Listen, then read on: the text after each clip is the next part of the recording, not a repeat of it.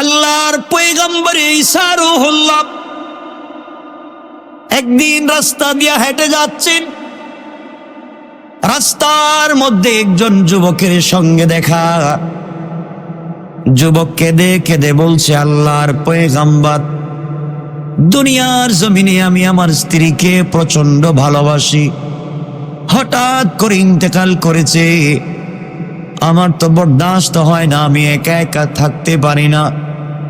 আপনাকে আল্লাহ রাব্বুল ইজ্জত ওয়াল জালাল মুজিজা দিয়েছেন, মৃত মানুষকে জিন্দা করতে পারেন, আপনি আমার স্ত্রীকে জিন্দা করে দেন না কেন?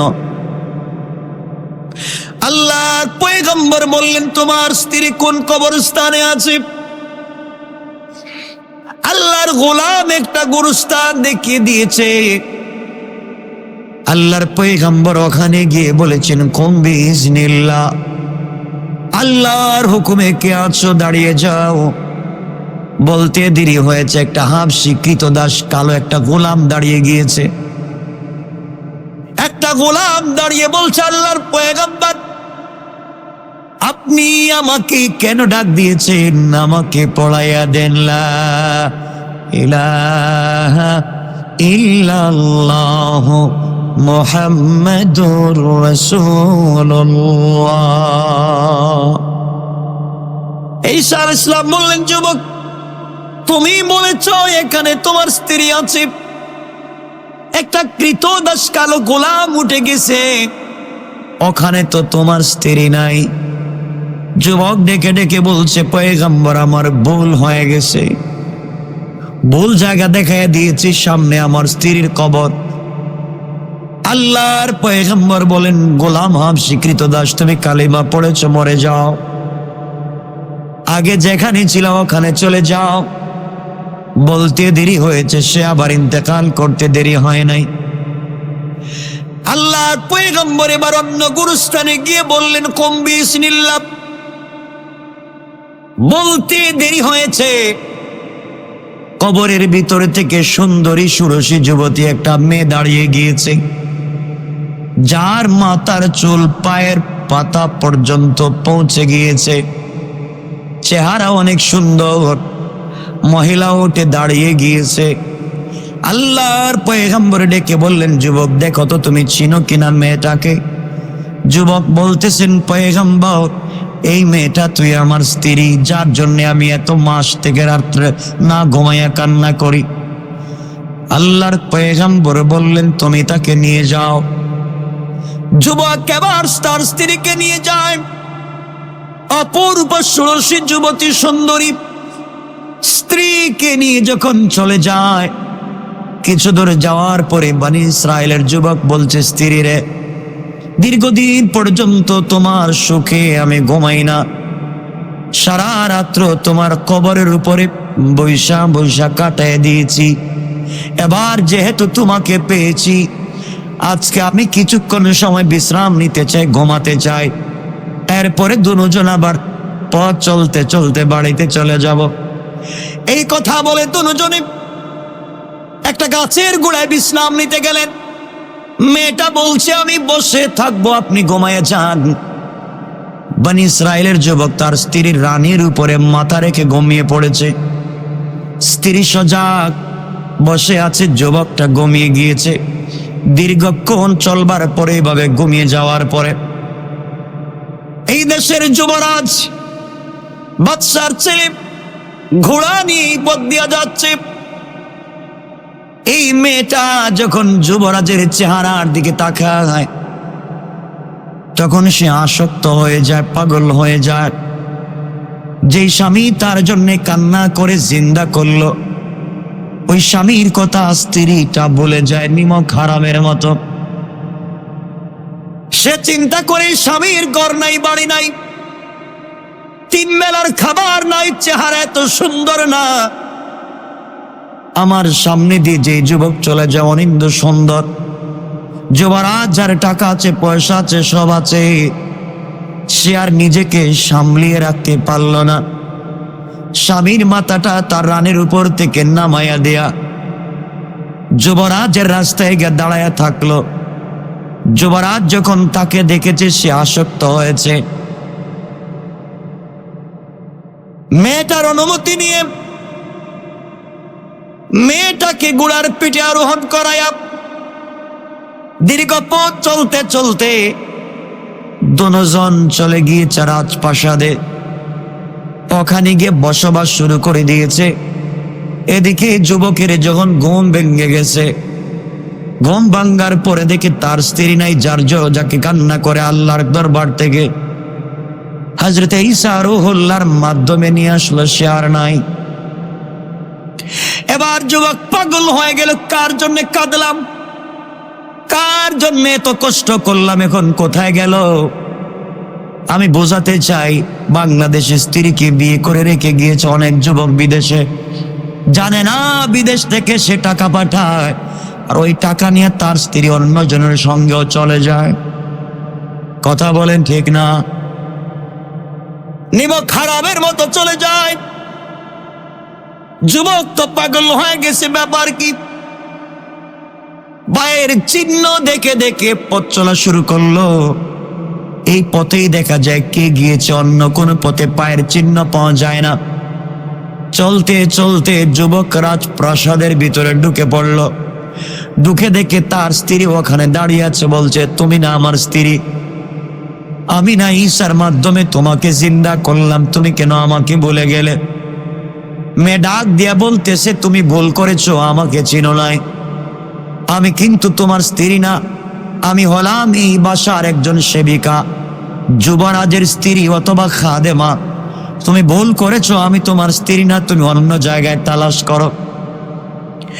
যে স্ত্রীকে পাওয়ার জন্য কবরের উপরে রাত্র কাটাইয়া কান্না করেছে, ওই স্ত্রী আজকে চুকে চুক রেখে মিথ্যা কথা বলে স্বামীকে অস্বীকার করতেছে, শুধুমাত্র কেবলমাত্র দুনিয়ার লোভে।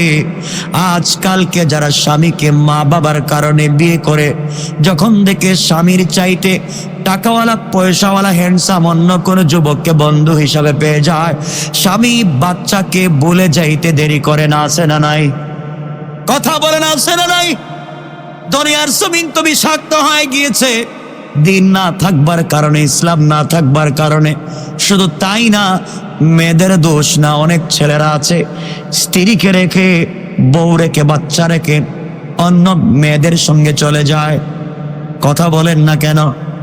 আছে না নাই বলেন? স্বামী স্ত্রীর হক আদায় করে না, বাচ্চাদের হক আদায় করে না, অন্য একটা সুন্দরী মেয়ে পেয়ে তার পিছনে ঘুরতে লাগে। আল্লাহ বলেছেন, গোলাম রে, তোমার ব্রেন নষ্ট হয়ে গিয়েছে, তোমার আকল লোপ পেয়েছে, তোমার বুদ্ধি নষ্ট হয়েছে, দুনিয়ার জমিনে ভুল পথে চলতেছো। ইন্তেকাল করলে জাহান্নাম ছাড়া বাঁচবার পথ নাই। বাঁচতে যদি চাও, এখন জিন্দা আছো, তওবা যদি করে ফিরে আসতে পারো, আমি আল্লাহ কথা দিলাম রে গোলাম, আমি আল্লাহ তোমার গুনাহগুলোকে মাফ করে তোমার জান্নাতের জিম্মাদার স্বয়ং আমি আল্লাহ। কম সুবহানাল্লাহ। অনেক স্বামী আছে স্ত্রীর খবর রাখে না, বাচ্চাদের খবর রাখে না, মা বাবার খবর রাখে না। তার লাইফে তার বান্ধবী স্ত্রীকে নিয়ে বিদেশে যায় না, তার বান্ধবীরে নিয়ে বিদেশে যায়, স্ত্রীর খবর নেয় না, বাচ্চাদের খবর নেয় না। আরেক বেচারার বউর সঙ্গে প্রেম করে তাকে পাসপোর্ট বানায়া বিদেশে নিয়ে যায়। এমন কুলাঙ্গার বাংলাদেশে আছে না? না। সুতরাং এই সমাজে দিন কেমনে আসবে? আমরা দুজন খারাপ হয়ে গিয়েছি। সমাজকে যদি ভালো করতে হয়, আমাকেও ভালো হওয়া লাগবে, পরিবারের স্ত্রীকেও ভালো হওয়া লাগবে। আর দুজনকে দুনিয়ার কোনো জিনিস দিয়ে ভালো বানানো যাবে না। ভালো যদি বানাতে হয়, আল্লাহর কোরআন আর নবীজির চরিত্র ছাড়া বিকল্প কোনো জিনিস দুনিয়ার জমিনে নাই। ঠিক না? সবাই বলেন। কষ্ট পাচ্ছেন আমার কথা? আমার বন্ধুগণ, ওই মেয়েটা অস্বীকার করে বসলো, তুমি আমার স্বামী না।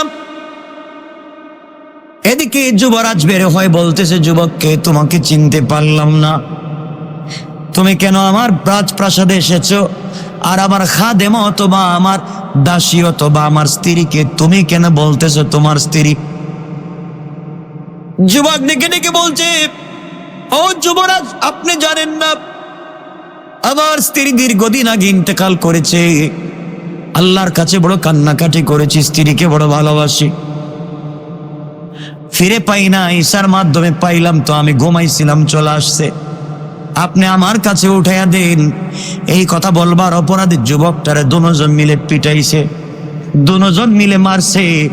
বাংলাদেশে এমন স্ত্রীও পাওয়া যায় যার সঙ্গে প্রেম করেছে, তার কাছে যাওয়ার জন্যে গভীর রাত্রে বাচ্চাকেও জবাই করে, স্বামীকেও জবাই করে। ঠিক না? ভুল বলেছি? সওয়াজ।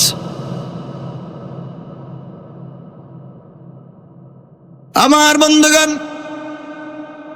এর একটাই কারণ, ঘরের ভিতরে শান্তি নাই, প্রেম নাই, ভালোবাসা নাই, মোহাব্বত নাই। মোহাব্বত যদি থাকতো সুন্দর লাগতো না, চেহারার ডিজাইন লাগতো না।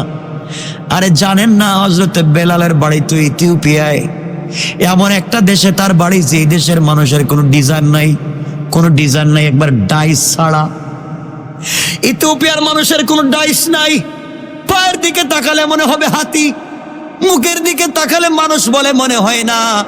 কিন্তু আল্লাহ বলেছেন পয়গম্বরে আরবি, ইথিওপিয়ার মানুষের ডাইস না থাকতে পারে, ডিজাইন না থাকতে পারে, ডেকোরেশন না থাকতে পারে, কিন্তু আমি আল্লাহ এই ইথিওপিয়ার একটা দাসকে, একটা গোলাম, তার নাম বেলাল, এত ভালোবেসে ফেলেছি পয়গম্বর, আপনি জান্নাতুল ফিরদাউসে মেরাজের রাত্রে যাওয়ার আগে আমি আমার ওই বেলালের পায়ের আওয়াজ আগে পৌঁছায়া দিয়েছি।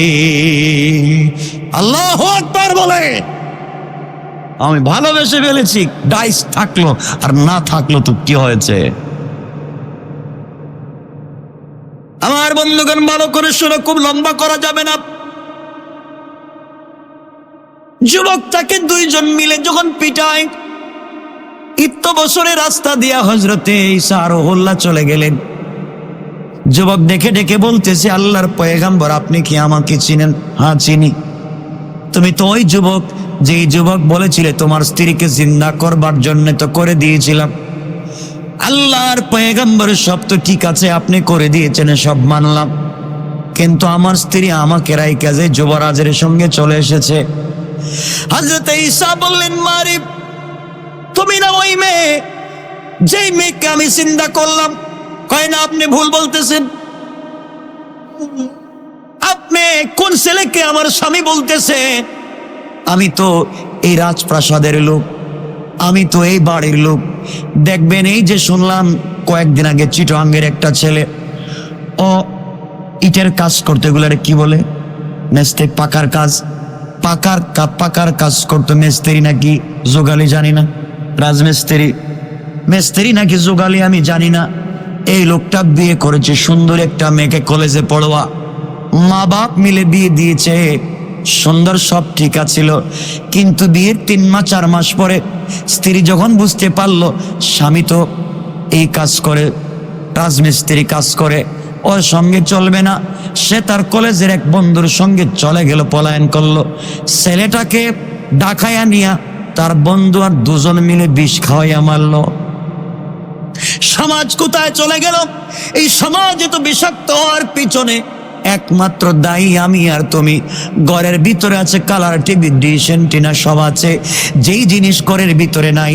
আপনার ঘরে দামি খাট আছে, আপনার ঘরে দামি ডেকোরেশন আছে, আপনার ঘরে ইটালিয়ান ফার্নিচার আছে, সব আছে। যেই জিনিস আপনার ঘরে নাই, সেই জিনিস হলো আমার নবীর আদর্শ। কোন ঠিক কিনা? আদর্শ নয়। অনেক আলেমের পরিবারে তো আদর্শ নাই।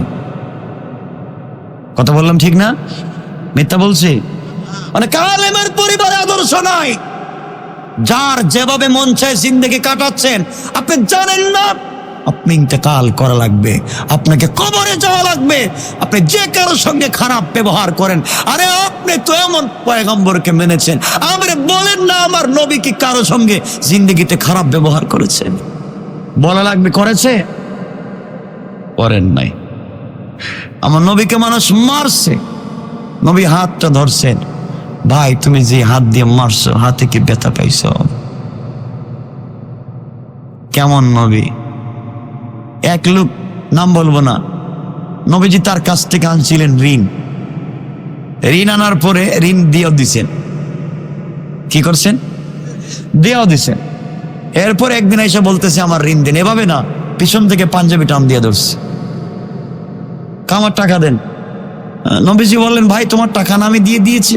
সাক্ষী কই? নবীজিকে বলতেছে সাক্ষী কোথায়? নবীজি বলছেন, আমি মিথ্যা কথা বলি না, আমি তোমার টাকাটা দিয়ে দিয়েছি, আমি মিথ্যা কথা বলি না। এখন সাহাবী এসে বলেন, ইয়া রাসূলুল্লাহ আপনি বলেন না, আমি টাকাটা দিয়ে দেই। এরপরে লোকটা মানে না। নবীজি বলছেন, ভাই আমি বলছি টাকা দিয়েছি, আর যদি আমি জানি না ভুল যদি হয়ে যায়, তুমি টাকাটা পেয়ে থাকো, আর তারিখ যদি বেশি দেরি হয়ে যায়, আমি তোমার টাকাটা দিব ঠিকই, কিন্তু দেরি হয়ে গেছে, আমি আমার পাঞ্জাবিটা উঠায়া দিলাম, তুমি আমার পিঠে আঘাত করে বদলা নিতে পারো। আল্লাহু আকবার বললেন না? আরে আমার নবীর আদর্শ দেখেন, যুবক কয় পিঠের কাপড় উঠান, আমি পিটামো আপনাকে। আল্লাহর পয়গম্বর পিঠের কাপড় উঠায় দিয়েছেন, ওমর দাঁড়ায় আছে, আস্তর মাথার থেকে শরীর আলাদা করে দিন, শুধু রসুলের উপরে হাত দে। হযরত ওমর তো দাঁড়ায় আছেন, রসুল পিঠের কাপড়টা সরাইছেন, আর ইহুদি দৌড়ে এসে নবীকে মারবে দূরের কথা, নবীর মোহরে নবুয়তে চুম্বন করা শুরু করেছে। আর বলতেছে, আল্লাহর পয়গম্বর আপনাকে মারতে চাই না, আমি মোহরে নবুয়তটা দেখতে চাইছিলাম, হাতটা দেন না, কালিমা পড়ান, মুসলমান বানায়া দেন। কি হয়েছে আপনার? চিনলেন না? আমার বন্ধুগণ, হযরত ঈসা বললেন, বোন রে তুমি বলো সত্যি কি বলছো, তুমি ওই মেয়ে না? মেয়েটা বলছে, না আমি ওই মেয়ে না, আপনি ভুল বলতেছেন, আমি না, অন্য কেউ হবে, আমাকে আপনি জিন্দা করেন নাই। এই কথা বলবার কারণে ঈসা বলছেন, আল্লাহ তাআলা যেই মেয়েটাকে আমি রূহটা দিয়েছিলাম তোমার মাধ্যমে, আয় আল্লাহ তোমার রূহটা তুমি ফিরাইয়া নিয়ে যাও। বলতে দেরি হয়েছে, মেয়েটা মরতে দেরি হয় নাই। আল্লাহু আকবার। এবার যুবক বলছে, হুজুর পায়ে ধরে মাফ চাই, জিন্দেগিতে আর কোনোদিন বিয়ে করব না, যে এভাবে মিথ্যা কথা বলে, যার জন্য আমি পাগল হয়ে 3-4 মাস না ঘুমাইয়া জিন্দা করলাম, ওই মেয়েটা আজকে আমাকে ভুলে গিয়েছে। এখান থেকে আমাদের জানার বিষয় হলো, অনেক লোক আছে যারা দুনিয়ার জমিনে ইমান হারা থাকে গোটা জিন্দেগি, এক টাইমে তারা মুসলমান হয়ে যায়। তার প্রমাণ হচ্ছে এই হাবশী গোলাম গোটা জিন্দেগি ছিল কাফের। আল্লাহর পয়গম্বর ঈসা তাকে জিন্দা করলেন, কাফের ছিল, জিন্দা হওয়ার পরে কালিমা পড়লো, গোটা জিন্দেগি ছিল কাফের, আর জিন্দা করবার কারণে কালিমা পড়ে হয়ে গেল মুসলমান। আর যারা নাশুকরি করে, কুফরি করে, জাহান্নামী, তাদেরকে যদি দেখতে চাও, মহিলার দিকে তাকাও, ওই মহিলাকে দেখো যেই মহিলা দুনিয়ার জমিন থেকে ঈমান নিয়ে ইন্তেকাল করেছিল। ঈসা জিন্দা করেছিলেন, দুনিয়ার লোভে পড়ে মিথ্যা বলে ঈমান হারিয়েছে। আল্লাহ বলতে চান, দুনিয়ার জমিনে কত মানুষ এভাবে আছে, টাকার বিনিময়ে স্বার্থের কারণে ঈমান বিক্রি করে, কোন থেকে না? আছে না নাই? আপনারা আছেন এই লাইনের? নাই তো না। আচ্ছা,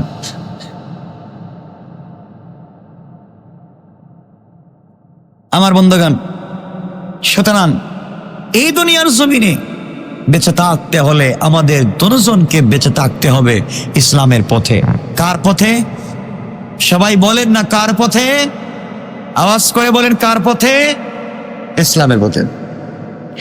আল্লাহ রাব্বুল ইজ্জত ওয়াল জালাল আমার আলোচ্য আয়াতে লম্বা বিষয় আলোচনা করেছেন এই ব্যাপারে, এবং বলতে গিয়ে বলেছেন সম্পদ এবং যা আছে তোমার জান মাল সব আল্লাহর রাস্তায় যতটুকুন পারো তুমি ব্যয় করে জান্নাতটা ক্রয় করো। সুবহানাল্লাহ বলি। কি ক্রয় করতে বলছেন? আল্লাহ বলছেন, যারা আমার রাস্তায় জান এবং মাল দিয়ে দেয়, তাদের বিনিময়ে জান্নাত ছাড়ার কিছু নাই। তো আসতে বললেন, সবাই বলেন না। এরপর আল্লাহ বলছেন, যারা আমার রাস্তায় ব্যয় করে, দান করে, টাকা পয়সা দিয়ে, খোটা দেয় না। কি দেয় না? খোটা দেয়নি, দেয় না, কিছু লোক আছে কয় না আমি দিছি, এটা আমি আমি আমি এটা আমি দিছি। কয় তুই যে আজকে আমার সঙ্গে লম্বা লম্বা কথা বলস, তোর মার বিয়ের টাকা আমি দিছি। ছেলেটারও তো একবার নষ্ট করে দিল। পায় না এমন কিছু লোক? তুই যে তো লম্বা লম্বা কথা বলিস, আর বাপরে জিজ্ঞাসা করিস, তো তোর বাপ আমার দোকান থেকে না নিলে খাইতে পারতো না, আছে না? তুই যে আজকে বড় হয়েছিস, ম্যাজিস্ট্রেট হয়ে আমাকে চিনিস না, তুই জানিস তুই কার টাকায় ম্যাজিস্ট্রেট হয়েছিস? কিছু লোক বলে না। আল্লাহ বলেন যারা দান করে খোটা দেয় এগুলা মানুষ না, কি না? সবাই বলেন না।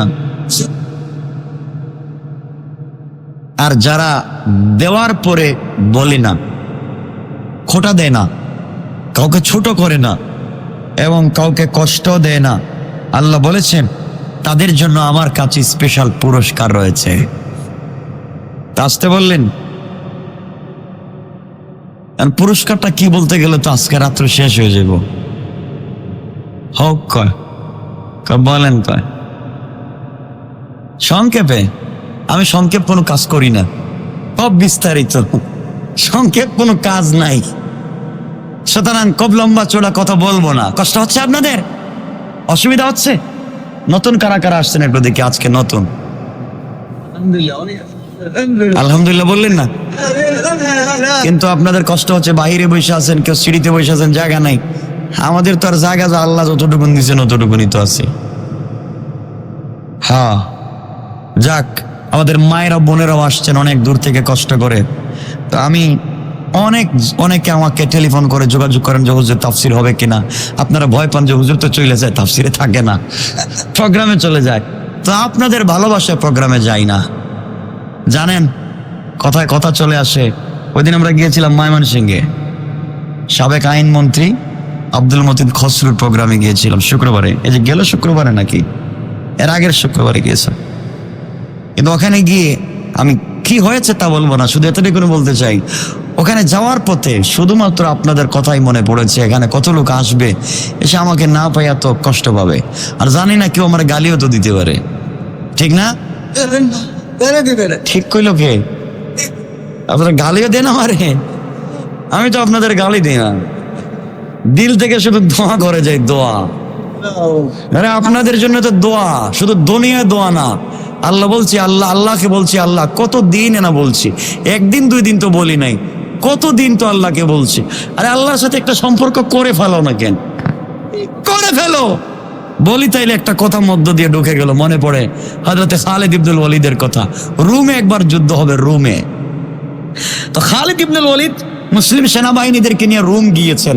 গিয়ে দেখেন আগেকার দেশ তো তালা দেওয়া, ব্যারিকেড দেওয়া, তাদের শহর ঢুকা যায় না। কারণ পৃথিবীতে দেখবেন এই যে চীন দেশের একটা প্রাচীর আছে না, এটা এই যে আশ্চর্য জিনিসের মধ্যে একটা না? কতটা আশ্চর্য জিনিস আছে, সপ্তম আশ্চর্যের একটা না? কেন বলেন তো, কেন? আমার মনে হইতেছে আশ্চর্য হওয়ার একটা জিনিস আমি পাইছি কই, যা ঐতিহাসিক ভাবে একটা ব্যাখ্যা আছে, কিন্তু বাট আমি ব্যাখ্যাটা দিচ্ছি না। আমি এটার একটা ব্যাখ্যা পাইছি, চীনের যা আছে আসলে আর জায়গা, চায়নার জিনিস মানে চায়না গেলে আর আয় না, ঠিক না? চায়না মানে এটা টিকবে না, কিন্তু আশ্চর্যজনক এই বিশাল বড় দেওয়ালটা টিকে গেছে গা, এটার ভাঙ্গে না।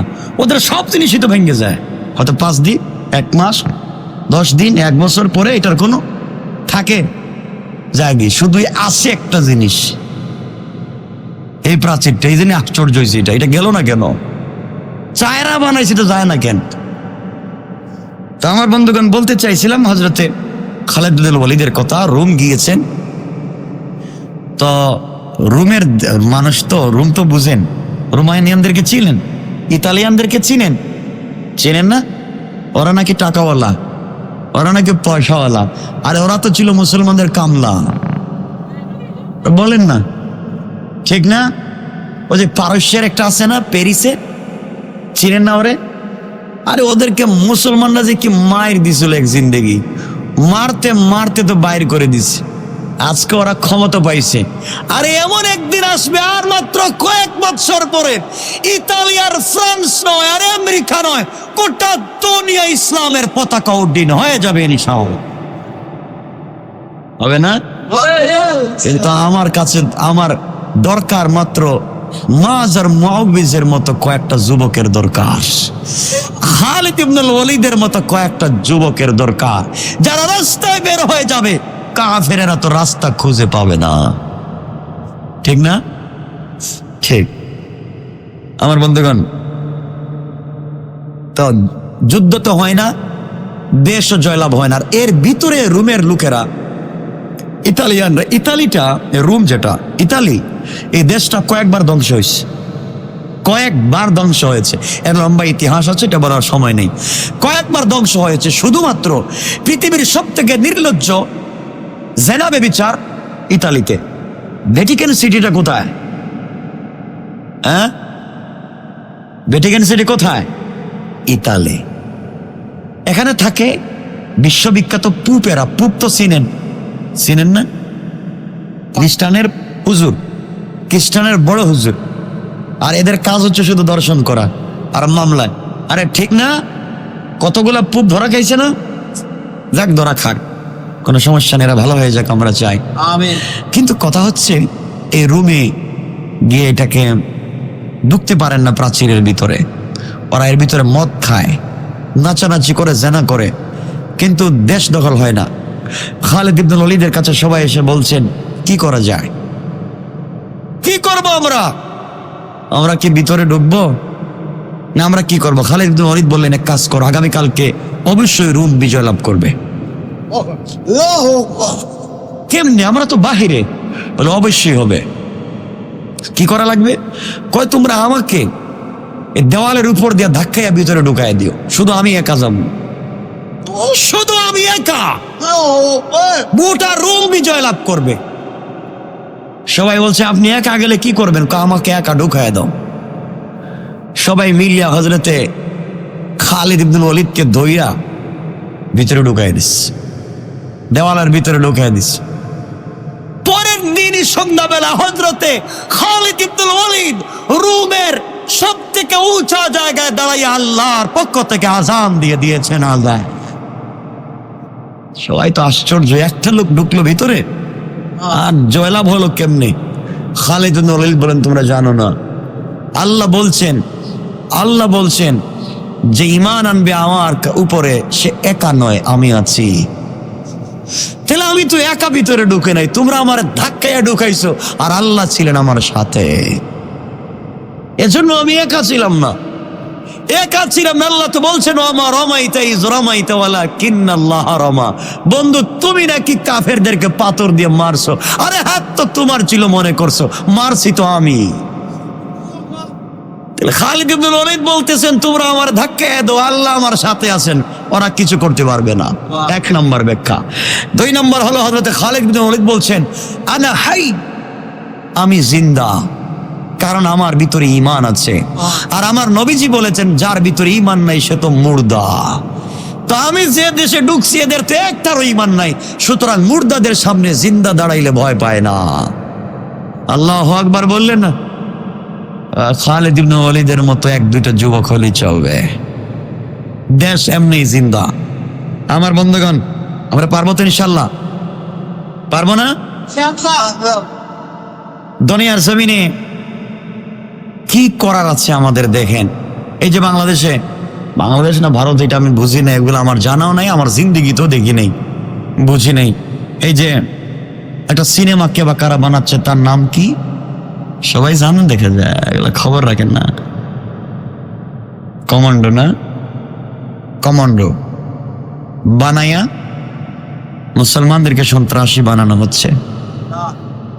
কালেমা খচিত পতাকা পিছনে দেয়া বোঝানো হচ্ছে, পাঞ্জাবি পায়জামা টুপি লাগাইয়া, যে পৃথিবীর যত দেশে সন্ত্রাসী হচ্ছে সব মুসলমানরা করতেছে।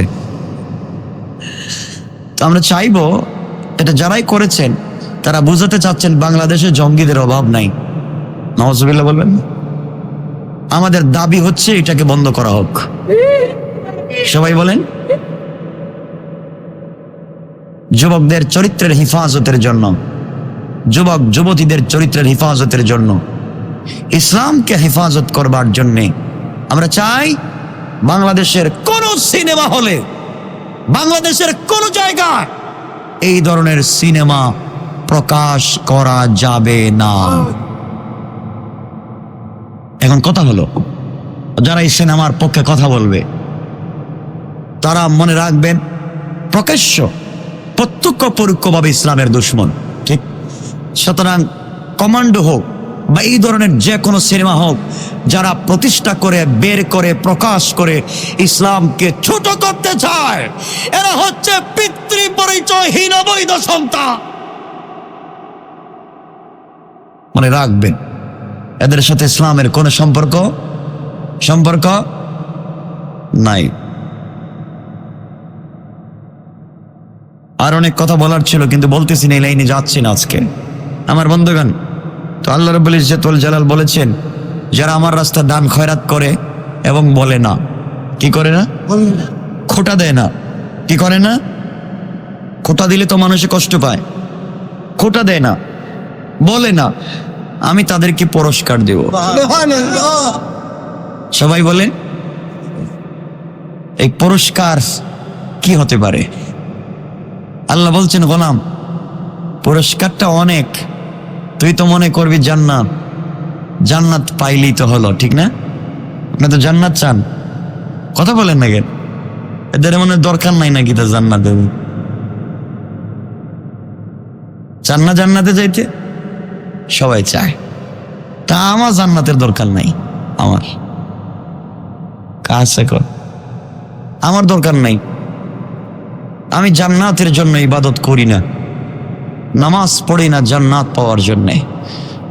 আমি যে আল্লাহকে না দেখে গভীর রাত্রে তার পায়ে সেজদা দেই, ঘুম থেকে উঠে যার নামে দোয়া পড়ি, ঘুমাতে যাওয়ার সময় যার কাছে হায়াতে জিন্দেগিটাকে ওয়াকফ করে দেই, এই জান্নাতের দরকার কি? যে জান্নাতে গেলে সেই মনিবকে দেখা যাবে না, ঠিক না? জান্নাতের দরকার নাই, সে আল্লাহরে পাইলেই হলো। কথা বলেন না? যারা প্রেম করে বলে না, তোমারে পাইলে এই গাজীপুরের বন জঙ্গলে থাকলো শান্তি, ঠিক না? এটা ঠিক কেমন হইলো? এই বন জঙ্গলে কি করবেন? তোমারে পাইলো ওখানে গেলেই রাজি।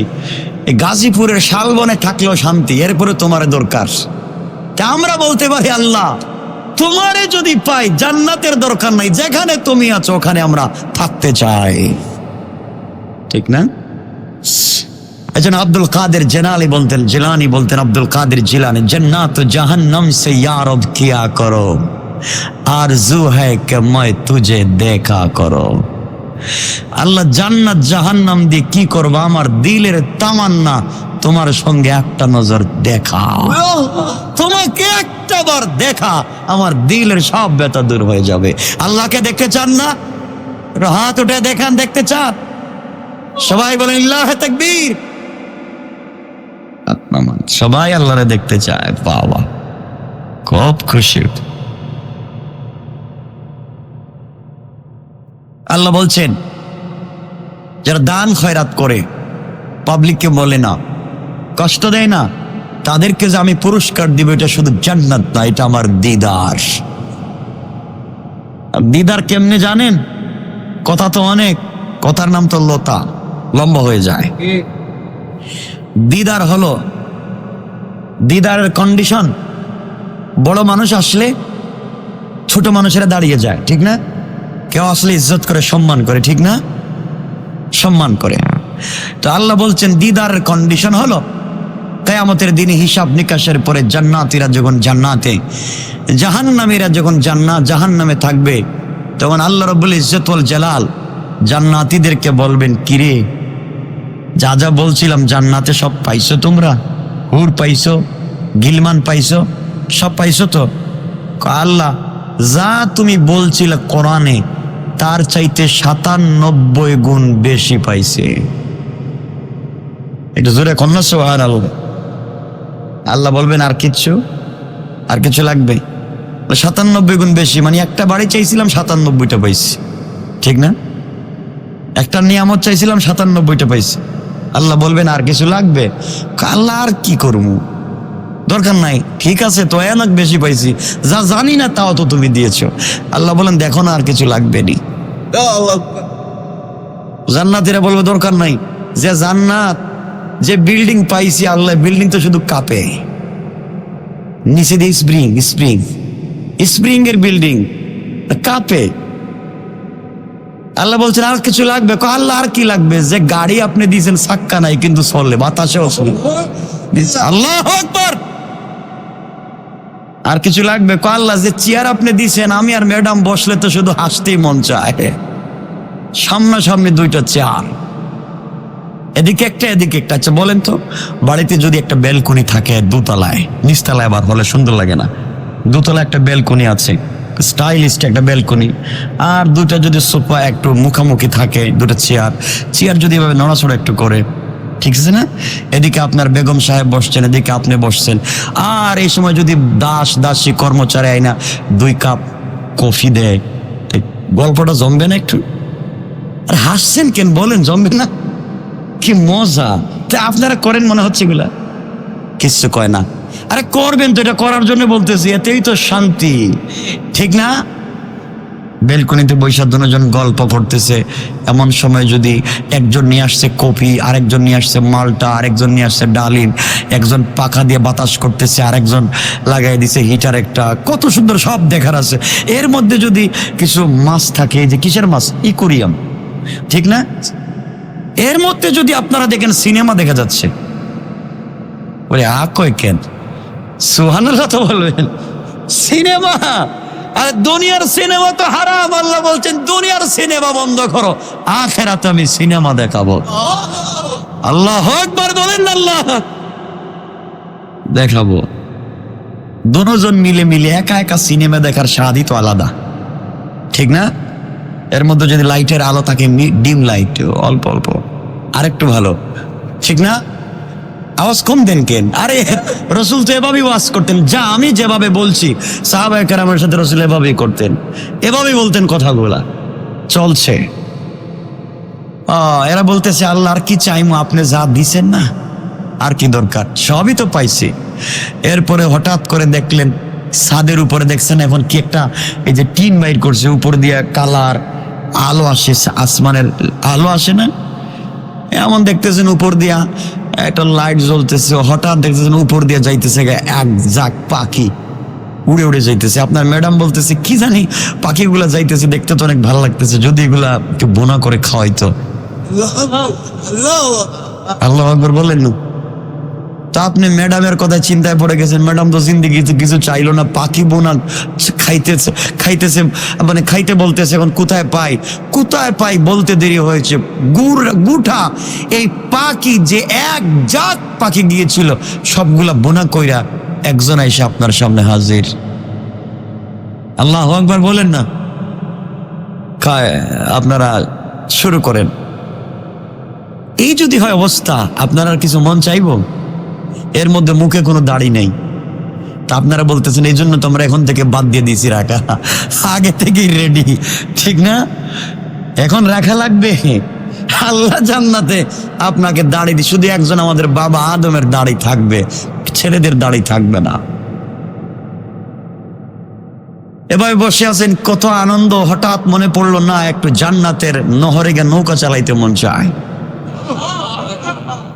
নৌকায় দুজন উঠছেন, ম্যাডাম এক জায়গায়, যে কি এটা কি নাম, বইটা, ম্যাডাম বইটা দিয়ে নৌকা বাইতেছে, আর আপনি মনের সুখে গান ধরছেন। আল্লাহু আকবার বলেন।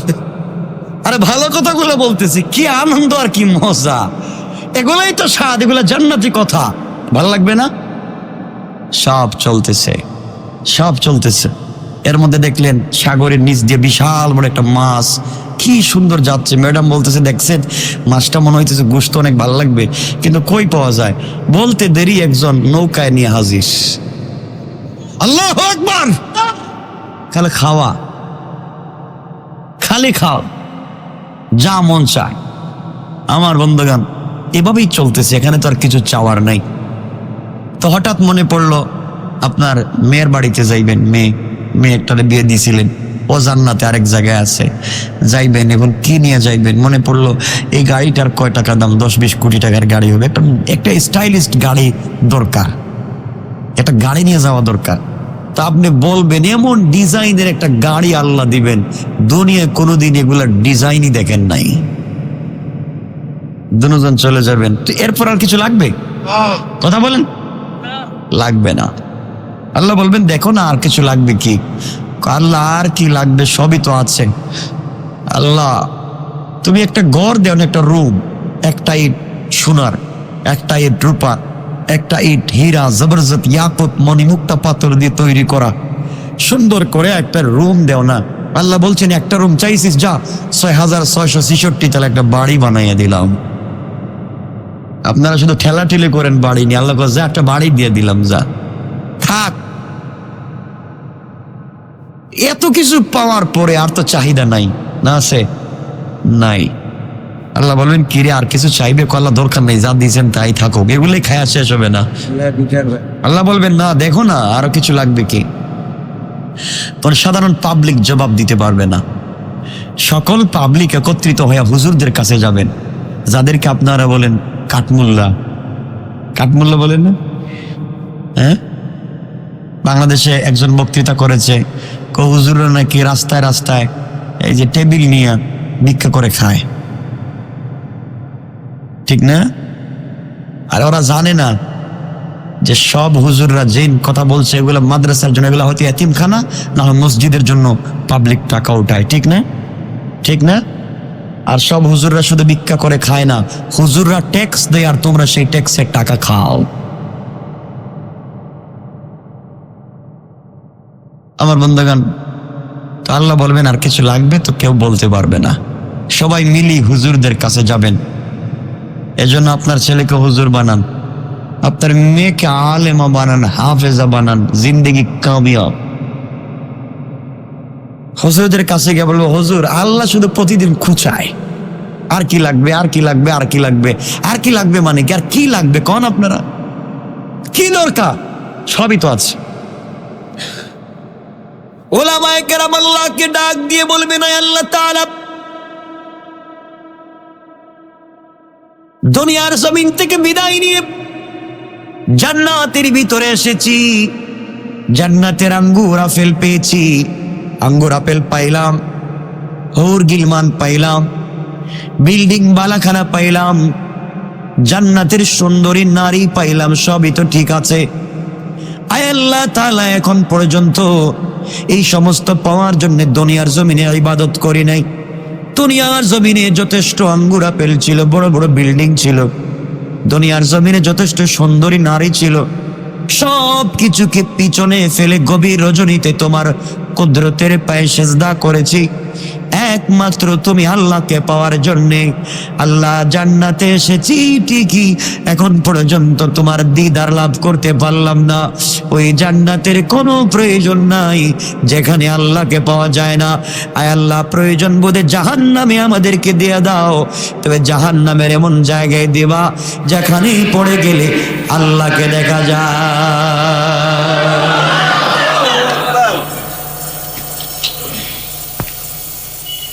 আল্লাহ রাব্বুল ইজ্জত ওয়াল জালাল বলবেন তোমরা আমার সঙ্গে অভিমান করে লাভ নাই। দুনিয়ায় বলেছিলাম তোমাদেরকে আমি পুরস্কার দেব, আজ তোমরা জান্নাতের সব পেয়েছো, আমার দিদার পাও নাই। অভিমান করে জাহান্নামের কথা বলে ফেলেছো, চিন্তার প্রয়োজন নেই, টেনশন করার প্রয়োজন নেই। আমি আল্লাহ রাব্বুল ইজ্জত ওয়াল জালাল তোমাদের সঙ্গে সাক্ষাতের ব্যবস্থা করে দিলাম। দারুস সালাম নামক জান্নাতে আমি আল্লাহ একটা প্রোগ্রাম করব, একটা অনুষ্ঠান করব। ঘটনা বলো, উদ্দেশ্য না। ওই প্রোগ্রামে হক পরিবেশন করবেন ইসরাফিল, বিশেষ অতিথি হিসেবে দাওয়াত করব পয়গম্বর দাউদকে, প্রধান অতিথি হিসাবে দাওয়াত করবেন আমার নবী, তোমার নবী, বিশ্ব নবীকে। আর ওই প্রোগ্রামের সভাপতিত্ব করবেন স্বয়ং আল্লাহ। আল্লাহ নিজে থাকবেন চেয়ারে বসা, ভালো লাগবে না? বলেন আল্লাহু আকবার। এতদিন যে আল্লাহর পায়ে সেজদা করে কাঁদেন, ওই আল্লাহ আপনার সামনে থাকবেন বসা। আল্লাহ বলছেন এভাবে শুধু না, সমস্ত জান্নাতীরা চেয়ারে বসা থাকবি। হীরা মণি মুক্তা জবরদস্ত ইয়াকুত পাথর দিয়ে তৈরি করা এক একটা চেয়ার জমিন থেকে আসমান পর্যন্ত উঁচা। চেয়ারের মধ্যে জান্নাতীরা বসা থাকবে। প্রধান অতিথির আসনে প্রধান অতিথি, বিশেষ অতিথির আসনে বিশেষ অতিথি। শুধুমাত্র সভাপতি নাই। আল্লাহ বলেন, গোলাম রে, তোমরা আমাকে রাত্রে দাঁড়াইয়া বৈশা সাজদায় পড়া সম্মান করলা, আর আজকে আমি আল্লাহ তোমাদেরকে সম্মানিত করতে চাই। গোলাম, তোমরা থাকবে বসা, আর আমি আল্লাহ দাঁড়াইয়া জান্নাতের পর্দা সরাইয়া তোমাদেরকে আমি আল্লাহ নিজে, আমি আল্লাহ তোমাদের মনিব হয়ে আমার গোলামদেরকে আমি আল্লাহ দাঁড়াইয়া দাঁড়াইয়া সালাম দিব। কান সুবহানাল্লাহ। আল্লাহ কথা কোরআনে ঘোষণা করেছেন, তাহিয়াতুহুম ইয়াওমা ইয়ালকাউনাহু সালাম।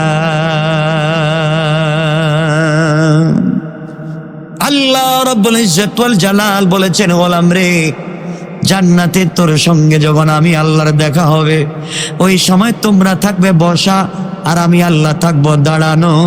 আমি দাঁড়াইয়া দাঁড়াইয়া দুনিয়ার পুরস্কার হিসাবে আখিরাতে আমার গোলামদেরকে সালাম দিব। কান সুবহানাল্লাহ।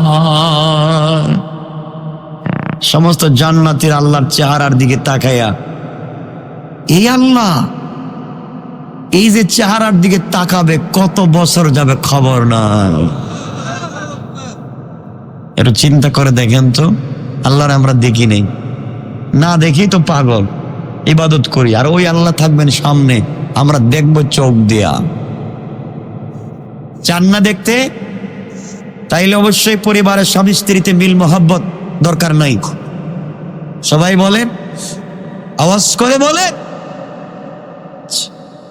স্বামী স্ত্রীতে মিল মোহাব্বত লাগবে, লাগবে না? আমার শেষ কথার দিকে চলে আসতেছি। এই জায়গায় কথা রাখতে চাই, কিন্তু আপনাদের কষ্ট হচ্ছে আমার বন্ধুগণ। আল্লাহ বলছেন, এরপরে যারা মানুষের সাথে নম্র ভাষায় কথা বলে, আল্লাহ বলছেন কওলুম মারুফ, যারা সুন্দর করে কথা বলে, মানুষের সাথে মিষ্টি করে কথা বলে, গালি দেয় না। কে বলছেন? কওলুম মারুফ, নম্র ভাষায় যারা কথা বলে। আল্লাহ বলছেন, এর পরের শব্দে আল্লাহ রাব্বুল ইজ্জত ওয়াল জালাল বলেন, ওয়া মাগফিরাতুন, এবং যারা ক্ষমা করে। এক নম্বর বলছেন, যারা নরম ভাষায় কথা বলে। কি ভাষায়? আপনারা কি বাসায় গেলে স্ত্রীর সাথে নরম ভাষায় কথা বলেন? হ্যাঁ, ঘরে যাওয়ার পরেই তো বউ মনে করে আল্লাহ, আজরাইল কি এখন ঢুকলো মাত্র, ঠিক না? এগুলো করেন না আপনারা, এগুলো করেন আপনারা, বুঝতেছি আমি, এগুলো দরকার নাই। আপনি তো স্বামী, আপনাকে স্ত্রী ভয় পাবে কেন, ঠিক না? এজন্য এক নম্বর হচ্ছে কওলুম মারুফ, যারা নরম কথা বলে। কি কথা বলে? নরম কথা বলে। হযরতে রাসূল পাক সাল্লাল্লাহু আলাইহি ওয়াসাল্লাম স্ত্রীদের সঙ্গে নরম ভাষায় কথা বলতেন। সুবহানাল্লাহ বলে। একেবারে নরম, নরম যাকে বলে একেবারে নরম ভাষায় কথা বলতেন। স্ত্রীরাও আমার নবীজির সঙ্গে নরম ভাষায় কথা বলতেন। সুবহানাল্লাহ। আজকে থেকে আমরা বলবো, সবাই বলেন, আজকের থেকে সবাই ট্রাই করবেন স্ত্রীর সঙ্গে নরম ভাষায় কথা বলা।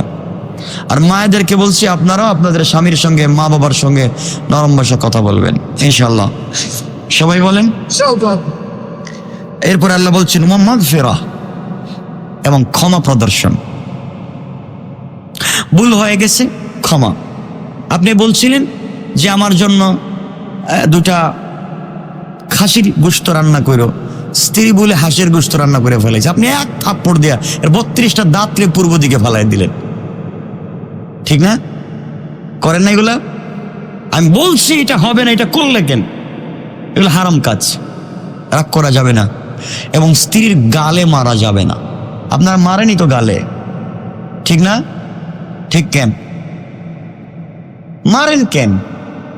বেচারি মা বাপ ছেড়ে আসলো, সব ফালাইয়া চলে এলো আপনার বাড়িতে আপনারা দেখে, আর আপনি শুধু মারির উপরই রাখেন এলে সারাদিন, ঠিক না? এগুলা গালে থাপ্পড় দিবেন না, হারাম। স্ত্রীর গালে মারা হারাম কাজ, হারাম। মাথায় মারবেন না। তা আপনি বলবেন মারবো কইতে? আমি তো মারি গালে আর মাথায়। তো এর অর্থ হলো আপনি মায়ের বাদ দিবেন, ঠিক না? কি বাদ দিবেন? মায়ের বাদ। এজন্য অবশ্যই স্ত্রীর গালে মাথায় মারা যাবে না।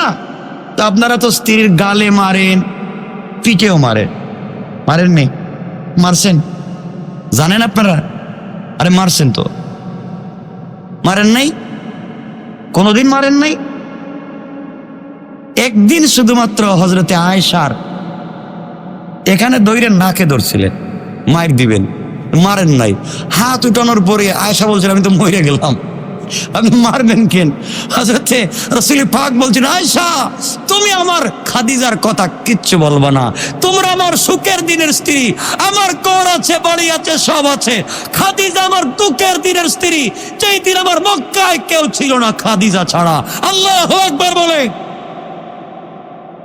খাদিজাকে ভালোবাসতেন রাসূল, কে ভালোবাসতেন? তা আপনারা স্ত্রীকে ভালোবাসেন তো? মিথ্যা কথা বললেন, আজকে থেকে মারামারি বন্ধ, ঠিক না? ঠিক আছে,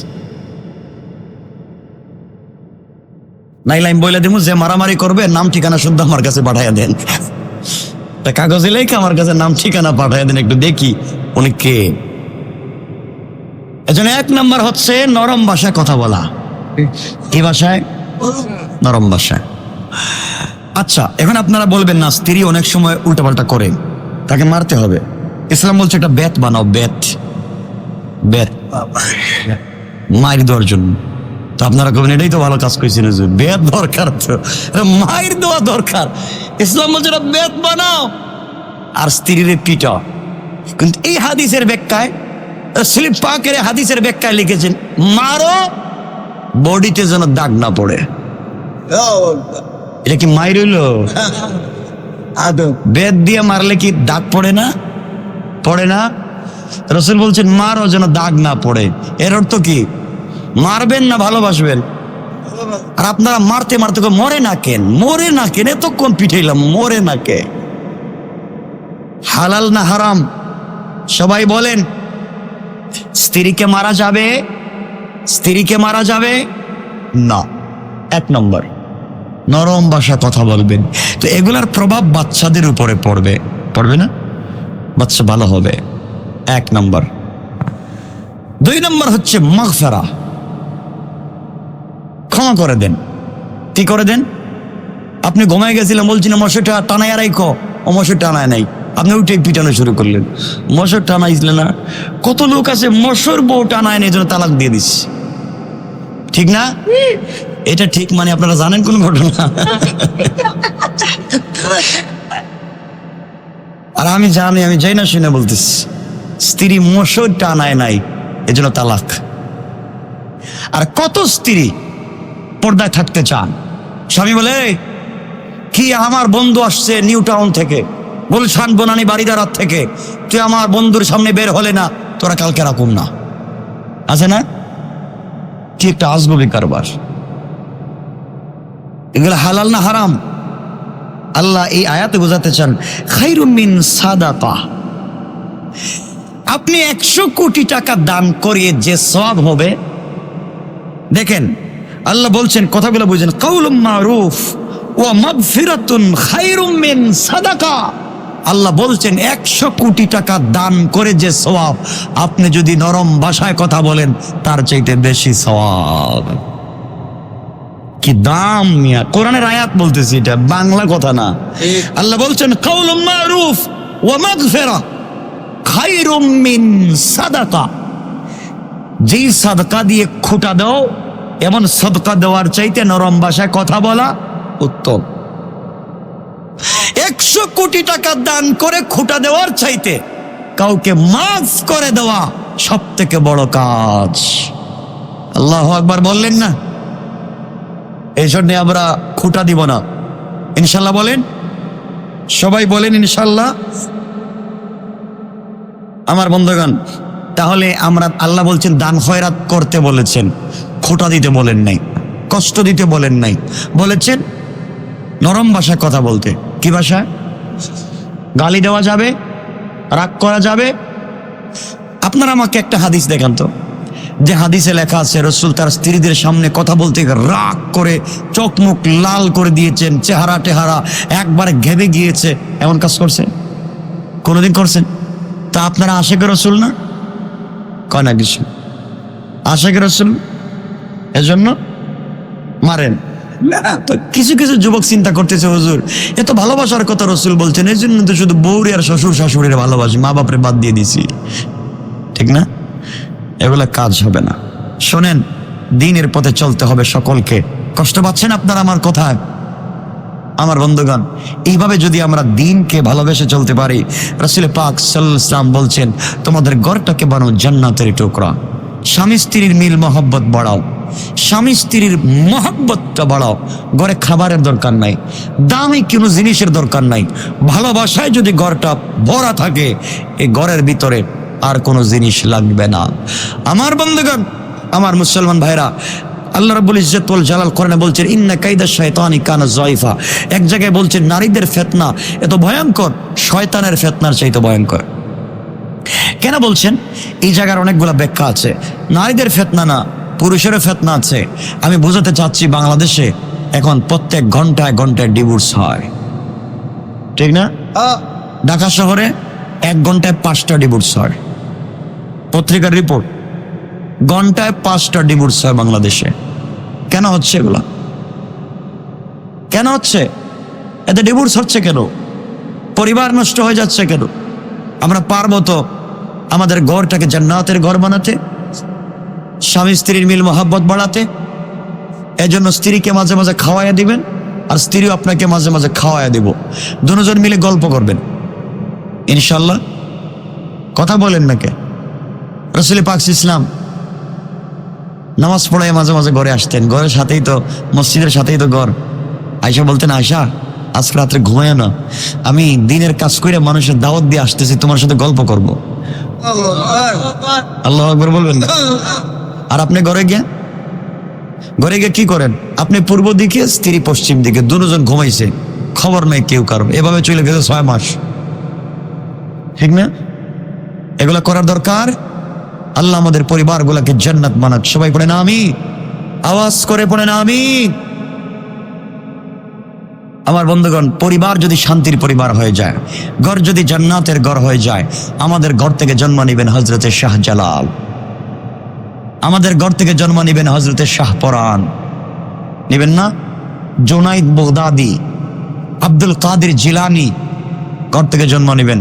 যুবকদেরকে বলছি, বিয়ে করার আগে, আমি মেবি আজ থেকে 2 মাস আগে তাফসীর করেছিলাম যে কোন কোন গুণ দেখে মেয়েদেরকে বিয়ে করবেন। মনে আছে আপনাদের? মনে নাই না? কোন কোন গুণ দেখে মেয়েদেরকে বিয়ে করবেন আপনারা দেখবেন, এগুলা শিখবেন।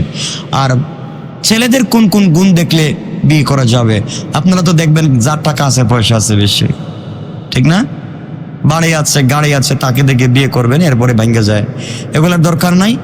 আদর্শবান একজন পুরুষ খুঁজবেন, আদর্শবান একজন মেয়ে খুঁজবেন। এইভাবে যদি জিন্দেগি চালাতে পারেন, আরে ঘরের ভিতরে কিছুই লাগবে না, কিছু লাগবে না, কোনো কিছু লাগবে না, খাবার লাগবে না। স্বামী স্ত্রীর মধ্যে যদি মিল মহব্বত আর ভালোবাসা থাকে, এই পরিবার হয়ে যাবে জান্নাতের টুকরা। সুবহানাল্লাহ বলেন। দুজন মিলে মাঝে মধ্যে ঘরের ভিতরে একসাথে নামাজ পড়বেন না? মাঝে মাঝে শুয়ে শুয়ে স্ত্রীকে বলবেন, তুমি কোরআনের একটা সূরা আমাকে তেলাওয়াত করে শোনাও। স্ত্রী আপনাকে বলবে, আপনি আমাকে একটা কোরআনের একটা সূরা তেলাওয়াত করে শোনান। দুজন মিলে রাসূলের জীবনী আপনার একজন আরেকজনকে শোনাবেন। আয়েশার জিন্দেগি, খাদিজার জিন্দেগি একজন আরেকজনকে শোনাবেন। পারবেন না ইনশাআল্লাহ? তো পরিবার তো জান্নাতের টুকরা হয়ে যাবে। স্বামীর বিপদের সময় যে স্ত্রীরা স্বামীর পাশে দাঁড়ায়, আর স্বামীর দিল থেকে যদি স্ত্রীর জন্য দোয়া চলে আসে, এই স্ত্রী আল্লাহর জান্নাতি কোনো হিসাব নাই। আল্লাহু আকবার বলেন। হযরত আইয়ুব আলাইহিস সালাম অসুস্থ হওয়ার পরে দীর্ঘ 18 বছর অসুস্থ, চেহারায় পোকা, শরীরে পোকা, গোটা বডি থেকে পোকা পড়তেছে, ঘটনা বলতেছি না, সব পচে গেছে। কয়েকজন স্ত্রী ছিলেন হযরত আইয়ুবের, সবাই চলে গেছে। হযরত আইয়ুব আলাইহিস সালামকে এই জায়গায় বসে রাখলে 1 কিলোমিটার পর্যন্ত দুর্গন্ধ চলে যাইত, এত দুর্গন্ধ। হযরত আইয়ুব আলাইহিস সালাম একদিন গ্রামের মানুষ বলল, আইয়ুবকে জঙ্গলে ফেলে দিতে হবে, এলাকায় রাখা যাবে না। আইয়ুব আলাইহিস সালামকে সবাই নিতেছে, জঙ্গলে নিয়ে ফেলে দিবে। আইয়ুব দেখেন সব স্ত্রীরা চলে গেছে, রহিমা বাকি ছিল। রহিমা কাপড় চোপড় আটাইয়া গাঁটটি বাঁধতেছে, চলে যাইবে। তা হযরত আইয়ুব আলাইহিস সালাম বলতেছেন, রহিমা, সবাই আমাকে রাইকা চলে গেল, আমার কোটি কোটি টাকা ছিল, গাড়ি ছিল, বাড়ি ছিল, সম্পদ ছিল, কিছু নাই, সব স্ত্রীরাও আমাকে রাইকা চলে গেছে। তুমি ছিলা, তুমিও গাট্টি গুট্টি বাঁধতেছে, তুমি চলে যাইতেছো না, কেউ আমার সাথে থাকলো না। হযরত রহিমা চোখের পানি ছেড়ে বলছেন, স্বামী, আমি চলে যাচ্ছি না, আপনার সঙ্গে জঙ্গলে একসাথে যাইতে চাই।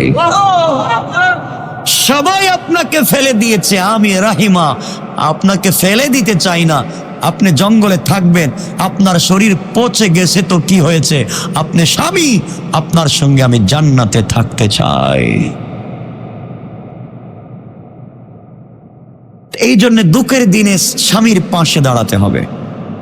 আমাদের মায়েদেরকে বলছি, বোনদেরকে বলছি, সর্বোচ্চ চেষ্টা করতে হবে দুঃখের দিনে স্বামীকে সাপোর্ট দেওয়া।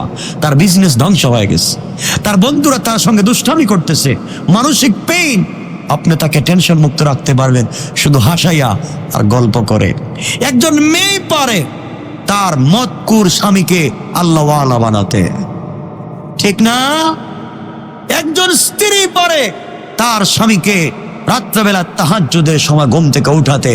স্ত্রী যদি বলে, স্বামী ওঠো না, ঠান্ডার সময় না, ঠান্ডা নাই, আমি তোমার জন্য পানিটা গরম করে রেখেছি, জায়নামাজটা বিছাইয়া রেখে দিয়েছি, তুমি ওঠো, আমি তোমার পানি তোমার হাতে ঢেলে দিব, তুমি ওযু করো। স্বামী ওযু করবে, স্ত্রী জায়নামাজ বিছিয়ে দিয়েছে, ওঠো না, আপনি নামাজটা পড়েন। আল্লাহ বলছেন, কোন স্ত্রী যদি স্বামীর জন্য এতটুকুন করে, আমি আল্লাহ তাদের দুজনকে জান্নাতুল ফিরদাউস পর্যন্ত পৌঁছে গেল। পারবো তো ইনশাআল্লাহ? আল্লাহ আমাদের সবাইকে কবুল করুক, সবাই পড়েন আমিন। আজকে আর লম্বা করতে চাই না, এখানে রেখে দিলাম। আমার জন্য দোয়া চাই, আপনাদের জন্য দোয়া থাকলো। আগামী কয় তারিখ পড়ে? 5 ফেব্রুয়ারি, আগামী ফেব্রুয়ারি মাসের 5 তারিখ মায়েদের তাফসির হবে ইনশাআল্লাহ। এর আগে হবে না, মায়েদের, বোনদের সবার তাফসির আগামী 5 তারিখ। এর আগে প্রত্যেক জুমাবারে আমাদের পুরুষদের জন্য, ভাইদের জন্য তাফসির হবে। কিন্তু আগামী তাফসির কয় তারিখ পড়ে? 8 তারিখ। 8 তারিখ যদি আমি না থাকি তাহলে জুমা ঘোষণা করবো যে থাকবো।